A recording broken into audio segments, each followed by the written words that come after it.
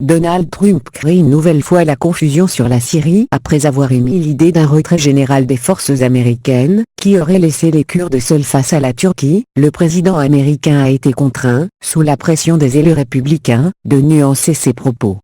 Par Gilles Paré, publié aujourd'hui à 6h16, mis à jour à 6h33.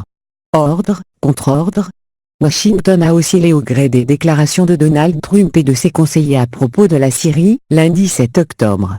Le président des États-Unis a réussi une rare prouesse, celle de faire l'unanimité contre lui, notamment dans les rangs républicains. Tout part d'un communiqué de sa porte-parole publié dimanche soir peu avant minuit. Stéphanie Grisami rend compte d'un échange téléphonique entre Donald Trump et son homologue turc Recep Tayyip Erdogan. La Turquie va bientôt engager son opération prévue dans le nord de la Syrie. Les forces armées des États-Unis ne soutiendront ni ne participeront à l'opération et les forces des États-Unis, après avoir vaincu le califat territorial de l'État islamique ne seront plus dans les environs immédiats, annonce la porte-parole. Alors que des forces spéciales commencent effectivement de se retirer de deux villes frontières, Talabia et Ra'alaïn, dans la partie du pays contrôlée par les alliés kurdes des États-Unis, Washington se réveille dans la stupeur.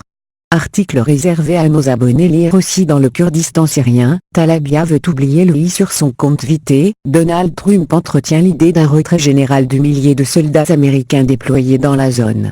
Ils y protègent notamment les forces kurdes qui ont assumé l'essentiel de la bataille contre le assimilés pourtant à des groupes terroristes par Ankara du fait de leur lien avec le Parti des travailleurs du Kurdistan, PKK.